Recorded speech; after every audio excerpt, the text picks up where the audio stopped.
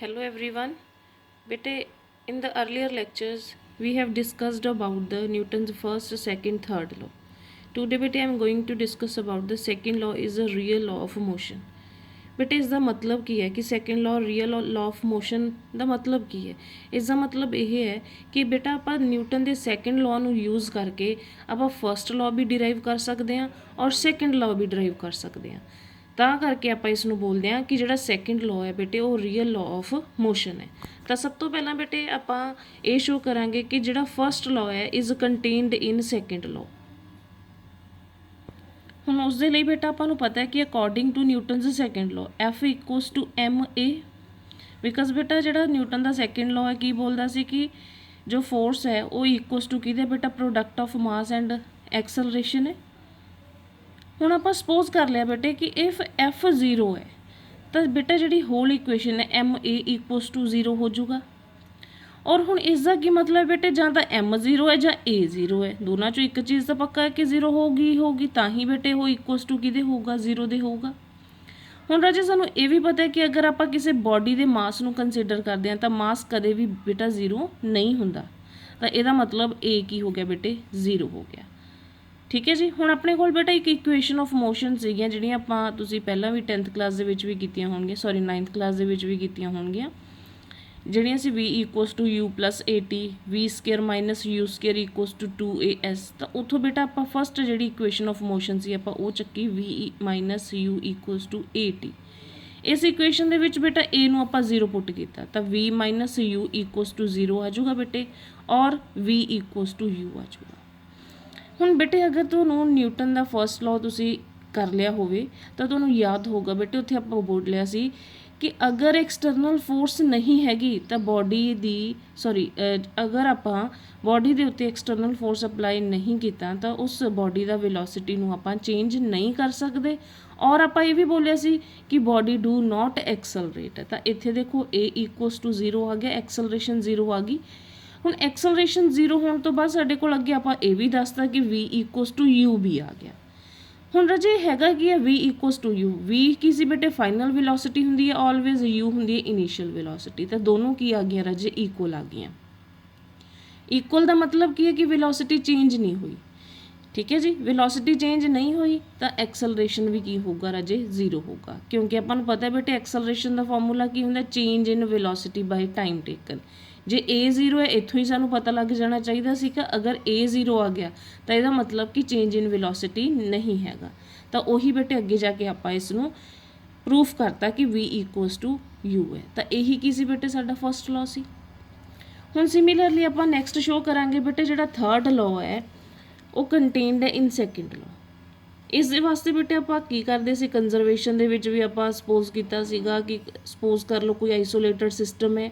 Isolated system ਬੇਟੇ ਉਹ system ਹੁੰਦਾ ਜਿਸ ਦੇ ਉੱਤੇ ਕੋਈ ਵੀ ਇਫੈਕਟ ਨਾ ਹੋਵੇ ਕਿਸੇ ਬਾਹਰਲੀ ਚੀਜ਼ ਦਾ। ਬਾਹਰਲੇ ਮਤਲਬ ਅਗਰ ਉਹ ਸਿਸਟਮ ਹੈ ਤਾਂ ਉਹਦੇ ਆਸ-ਪਾਸ ਕੋਈ ਵੀ ਸਿਸਟਮ ਹੈ ਉਹਦਾ ਇਫੈਕਟ ਉਸ ਦੇ ਉੱਤੇ ਨਹੀਂ ਹੋਊਗਾ। ਤਾਂ ਉਸ ਸਿਸਟਮ ਦੇ ਵਿੱਚ ਬੇਟੇ ਆਪਾਂ ਦੋ ਬੋਡੀਜ਼ ਨੂੰ ਕੰਸੀਡਰ ਕਰ ਲਿਆ a ਔਰ b, ਜਿਨ੍ਹਾਂ ਦੇ ਮੋਮੈਂਟਮਸ ਕੀ ਲੈ ਲਏ ਬੇਟੇ p1 ਲੈ ਲਿਆ ਔਰ p2 ਲੈ ਲਿਆ। ਠੀਕ ਹੈ ਜੀ। ਹੁਣ ਆਪਾਂ ਨੂੰ ਪਤਾ ਹੈ ਜੀ according to Newton's second law ਆਪਾਂ ਕੀ ਕਹਿੰਦੇ ਕਿ ਫੋਰਸ ਹੈ ਬੇਟੇ ਪ੍ਰਪੋਰਸ਼ਨਲ ਹੁੰਦੀ ਹੈ ਰੇਟ ਚੇਂਜ ਆਫ ਮੋਮੈਂਟਮ ਦੇ। ਤਾਂ ਆਹ ਕੀ ਹੈ ਬੇਟੇ ਸਾਡਾ ਰੇਟ ਚੇਂਜ ਹੈ। ਆਪਾਂ F1 ਲਿਖ ਲਿਆ ਬੇਟੇ ਬੋਡੀ A ਲਈ, ਬੇਟੇ ਇੱਥੇ ਤੁਸੀਂ FA ਵੀ ਲਿਖ ਸਕਦੇ ਹੋ, F1 ਵੀ ਲਿਖ ਸਕਦੇ ਹੋ। F1 ਲੈ ਲਿਆ ਬੇਟੇ dP1/d2, ਸਿਮਿਲਰਲੀ F2 ਆ ਗਿਆ। ਨਾਓ ਬੇਟੇ ਦੋਨਾਂ ਇਕੁਏਸ਼ਨਸ ਨੂੰ ਐਡ ਕਰ ਦਿਓ। ਜਦੋਂ ਦੋਨਾਂ ਇਕੁਏਸ਼ਨਸ ਨੂੰ ਬੇਟੇ ਐਡ ਕੀਤਾ ਇਹ ਵੀ ਐਡ ਹੋ ਗਈਆਂ। ਇਹਦੇ ਚੋਂ ਬੇਟਾ d/dt ਨੂੰ ਅਸੀਂ ਕਾਮਨ ਲੈ ਲਿਆ ਤਾਂ ਅੰਦਰ ਕੀ ਰਹਿ ਗਿਆ p1 ਪਲਸ p2 ਰਹਿ ਗਿਆ। ਠੀਕ ਹੈ ਜੀ। ਹੁਣ ਆਪਾਂ ਨੂੰ ਪਤਾ ਬੇਟਾ ਅਕੋਰਡਿੰਗ ਟੂ ਕੰਜ਼ਰਵੇਸ਼ਨ ਦੇ ਵੀ ਆਪਾਂ ਕੀ ਕਹਿੰਦੇ ਆ ਕਿ ਜਿਹੜਾ ਰੇਟ ਚੇਂਜ ਹੋਗਾ ਮਤਲਬ ਉਹਦੇ ਵਿੱਚ ਕੋਈ ਵੀ ਚੇਂਜ ਨਹੀਂ ਹੋਊਗਾ। ਉਸ ਦੇ ਹਿਸਾਬ ਦੇ ਨਾਲ ਉਹ ਵੈਲਿਊ ਕੀ ਹੋਊਗੀ ਬੇਟਾ ਚੇਂਜ ਕਿਹਦੇ ਇਕੁਅਲ ਆ ਜਾਂਦਾ 0 ਦੇ। ਠੀਕ ਹੈ ਜੀ। ਕਿਉਂਕਿ ਆਪਾਂ ਕੀ ਕਹਿੰਦੇ ਆ ਰਾਜੇ ਕਿ ਕੰਜ਼ਰਵੇਸ਼ਨ ਕੀ ਕਹਿੰਦਾ ਆਪਾਂ ਨੂੰ ਕਿ ਜੋ ਵੀ ਵੈਲਿਊ ਹੈ ਬੇਟਾ ਉਹ ਇਨੀਸ਼ੀਅਲੀ ਔਰ ਫਾਈਨਲੀ ਸੇਮ ਹੋਊਗੀ। ਔਰ ਆਪਾਂ ਨੂੰ ਇਹ ਵੀ ਪਤਾ ਬੇਟਾ d/dt ਕਿਸ ਚੀਜ਼ ਨੂੰ ਸ਼ੋ ਕਰਦਾ ਹੈ, d/dt ਸ਼ੋ ਕਰਦਾ ਚੇਂਜ ਨੂੰ। ਤਾਂ ਚੇਂਜ ਕੀ ਹੈ ਬੇਟੇ 0 ਹੈ। ਅਗਰ ਇਹ ਚੀਜ਼ 0 ਹੈ ਤਾਂ ਇਸ ਇਕੁਏਸ਼ਨ ਦੇ ਅਕੋਰਡਿੰਗ ਬੇਟੇ ਆਹ ਚੀਜ਼ ਵੀ ਕਿਸ ਦੇ ਇਕੁਅਲ ਹੋ ਜੂਗੀ 0 ਦੇ ਹੋ ਜੂਗੀ। ਔਰ ਆਪਾਂ ਇਸ ਨੂੰ ਕੀ ਲਿਖ ਸਕਦੇ ਹਾਂ f(2) equals to negative of f1। ਤਾਂ ਬੇਟੇ ਦੇਖੋ ਦੋਨੋਂ ਕੀ ਆ ਗਏ, ਇਕੁਅਲ ਔਰ ਅਪੋਜ਼ਿਟ ਆ ਗਏ, ਰਿਐਕਸ਼ਨ ਇਕੁਅਲਸ ਟੂ ਐਕਸ਼ਨ ਦੇ ਆ ਗਿਆ। ਤਾਂ ਇਹੀ ਕੀ ਸੀ, ਸਾਡਾ ਥਰਡ ਲਾਅ ਸੀ।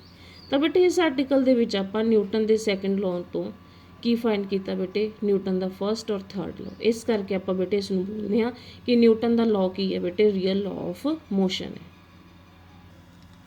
ਨਾਓ ਨੈਕਸਟ ਬੇਟਾ ਇਕੁਇਲਿਬ੍ਰੀਅਮ ਆਫ ਕਨਕਰੈਂਟ ਫੋਰਸਿਸ।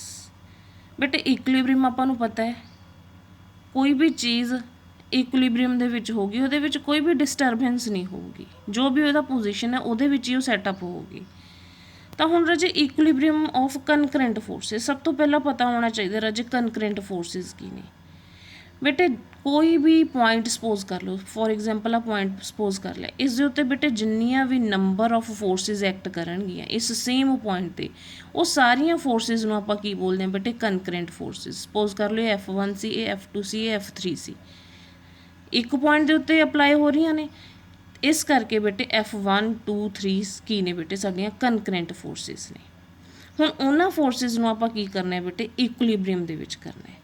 ਤਾਂ ਕਹਿੰਦਾ ਕਿ ਜਦੋਂ ਤਿੰਨ ਫੋਰਸਿਸ ਕਨਕਰੈਂਟ ਫੋਰਸਿਸ ਇਕੁਇਲਿਬ੍ਰੀਅਮ ਦੇ ਵਿੱਚ ਹੁੰਦੀਆਂ ਨੇ ਤਾਂ ਉਸ ਨੂੰ ਬੇਟੇ ਆਪਾਂ ਸੋਲਵ ਕਰਦੇ ਹਾਂ। This result was stated as a Lami's theorem.